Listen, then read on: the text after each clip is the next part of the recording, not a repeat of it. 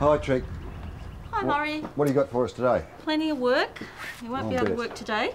Got 2 jobs there. The normal day is sort of a 7:30, 7 o'clock, 7:30 start until we're finished. Now, that might be, if we're really lucky, a 2 or 3 o'clock finish. If we're a bit unlucky, it might be 5 or 6 o'clock finish. Okay, we'll get the guys started. Okay, see ya. Morning, guys. Good morning, Murray. How are the saws? You got them all sharpened up and ready to go? Yeah, all ready. There was no school of tree surgery in Western Australia when I came here, so I depended on learning from the ground up from those around me. Okay, guys, come on in and we'll pick up the chipper. Thanks. I'm also a member of the Guild, of the Tree Guild of Western Australia, and about 14 years ago we set up the Guild, and the first thing we did was set up an educational program through TAFE, so you can do years 1, 2 and 3 of horticulture and tree surgery.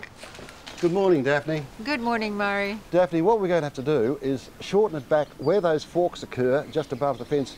We'll prune it at that point, and up there where the breaks have occurred, we'll prune those out and clean the whole tree out. It'll look rather a skeleton at the end of the day, but we know perfectly well that it'll come back in September to the kind of tree we want.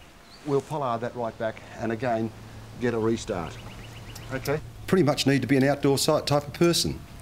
And secondly, you need to be pretty fit, because you've got to be able to pull your own weight up on a rope.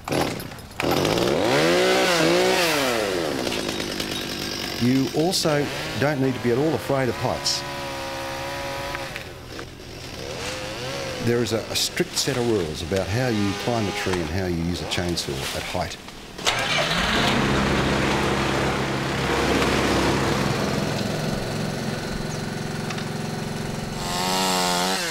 This is a fabulous view. All around we've got this sea of green dotted with house roofs. So often we go to the big cities of the world and we see nothing but roofs and no trees. And here in Perth we have more trees per head of population than anywhere else in the world. G'day, Brian. G'day, Murray. How you going? Got some problems here?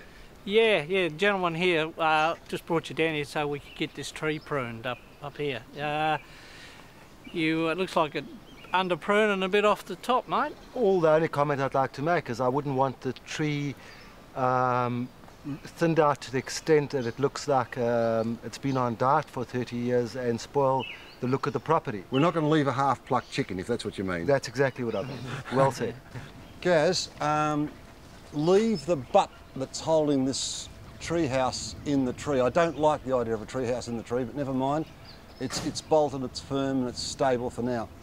We're going to take it off across that angle, which means those 2 branches are going to have to come right out, okay? Yep, okay. So you can simply use the pole saw to reduce the weight of those, and then we'll do a neat cut as we go back. Let's go on round, Gaz. Yep. We're dealing with a very important part of the environment, and people's backyards and trees are very personal and important to them, so they've got to look right. We've gone from, well, a shapeless blob to something that's really quite wine glass shaped and allowing filtered light through. His lawn's going to grow much better after this. Luke, can you take it back now? Try and miss that strawy rubbish there. This is good mulch. We want it packed as far back up there on the heap as you can. When we moved here 20 years ago, my husband saved the tree. It was very sick at the time, and he's very attached to it and doesn't really want to see it go. But I want to get rid of it, so... Well, unfortunately, I've got to agree with you. It does have to go. If only they realised that those trees are going to be 70 to 100 feet high within 15 years, and they're just not the sort of tree that ought to be planted in the middle of a verge. Hi, Trek.